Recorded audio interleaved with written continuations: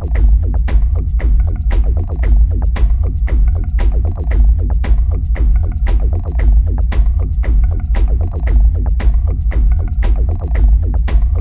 mercury silver fillings leak substantial amounts of mercury constantly. The amount increases with any kind of stimulation, and as a result, mercury from fillings produces the majority of human exposure to mercury. The International Academy of Oral Medicine and Toxicology is extremely concerned about the anecdotal claims of safety by manufacturers and dental trade associations that are at variance with the published peer-reviewed scientific evidence to the contrary. The precautionary principle requires action once the possibility of harm exists. It does not require proof beyond a shadow of a doubt that in the case of heavy metal and xenobiotic exposure is both nearly impossible and unnecessary, in our opinion. What you're seeing is mercury vapor coming off a 25-year-old silver amalgam filling in an extracted tooth. The background is a phosphorescent screen. The mercury vapor absorbs the fluorescent light, and you can see it as a shadow on the screen. This is mercury coming off a filling that was dipped in water that's the same temperature as the human body. This is a filling that was rubbed with a pencil eraser for just a few seconds. Like going to the hygienist and having her clean your teeth. These are not small amounts of mercury. If you can see it, it's more than 1,000 times higher than the Environmental Protection Agency will allow for the air that we breathe. What about the last time you went to the dentist and they drilled on your tooth? Here is the mercury vapor every time you raise the temperature to 110 degrees with hot coffee or warm water, or even chewed on it. Mercury comes off fillings every time you stimulate them, and that stimulation causes the mercury to continue to leak out of the fillings for an hour and a half, at a minimum. Some people grind their teeth. Some people chew gum. The dentist might send an old gold crown to the dental lab to be welded. How about the dental personnel? They're not being given informed consent. Back in 1985, the International Academy of Oral Medicine and Toxicology set out to determine the amount of mercury that was coming off fillings. And here's the graph, showing substantial quantities of mercury were measured coming off fillings, and then we estimated the total dose. Then we began animal experiments and put radioactive fillings in sheep. Mercury accumulated in the jaw, stomach, liver, and kidney of the sheep in just 30 days. Substantial quantities of mercury spread from the fillings to every organ in that sheep's body. This should be of concern for everyone. Then we measured that the sheep's kidneys dropped in their ability by 60% to clear inulin, an indication of kidney malfunction. Whole body imaging of monkeys found exactly the same thing. Proponents of amalgam fillings claim that sheep chew too much. Well, what's the problem with monkeys? They had mercury in their jaw, kidneys, liver, intestine, and heart.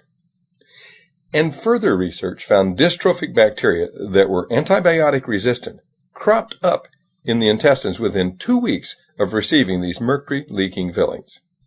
Further studies have found damage to the ADP ribosylation of brain neuron proteins. In response to the controversy, and at the request of the Federation of Experimental Scientists and Biologists, Drs. Fritzloh Scheider and Murray Vimy wrote an editorial, the first ever in FASEB, that point by point refuted the claims of the amalgam proponents. In 1991, the World Health Organization acknowledged that the predominant source of human exposure to mercury is from your fillings. That should be of concern to anyone wanting to have healthy children, because mercury is highly damaging to fetuses. Experiments in sheep showed that mercury from the sheep's fillings transferred immediately to the placenta, to the unborn fetus, and to every conceivable portion of the fetus's body. It even increased in the lamb higher after birth from mercury in the mother's milk. There's no such thing as a safe mercury filling. All mercury fillings leak mercury. The combined effect of mercury, cadmium, and lead is just now being investigated, but it's not 1-in-1. It's synergistic, and 1 and 1 may make 100 or even 1,000. Why is that of concern? Over and over again, we've heard that children are exposed to lead from our environment. Mercury in lead is many times more toxic than just mercury alone. These black, corroded, pitted mercury fillings are used where you must drill away a third of the tooth in order to fix a pinhead-sized cavity. Even if you love mercury, it's the wrong thing to do to the children. It leads to broken, diseased, root canal extracted teeth throughout the rest of the life. It's a blunder that costs the child all through their life. Millions and millions of dollars are spent annually fixing teeth again and again. And dentists don't follow the manufacturer's recommendations. They pack mercury in children around gold crowns, underneath bridges. They stuff it around the gum line in contact with tissues. There's mercury spreading from this gold crown to every tissue in that patient's body.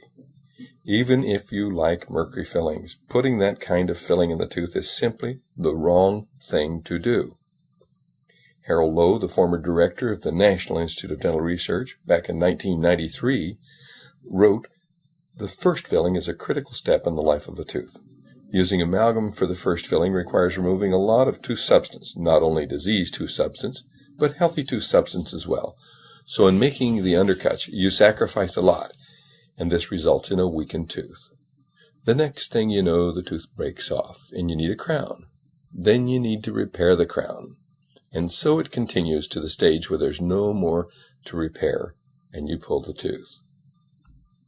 With the first filling, you should do something that can either restore the tooth or retain more healthy tooth substance.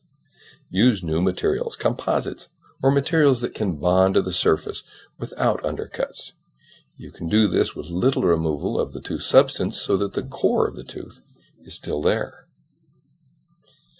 I would add that the cost of all that dental repair over and over again makes the cost of mercury fillings enormous, even if you don't consider the neurological impairment and the brain damage that they surely cause in dental personnel, and the infertility and the heartbreak that they've caused to so many families.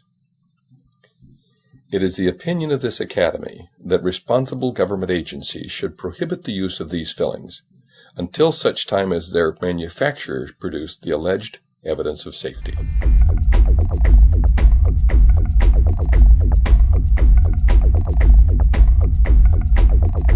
Show me the science.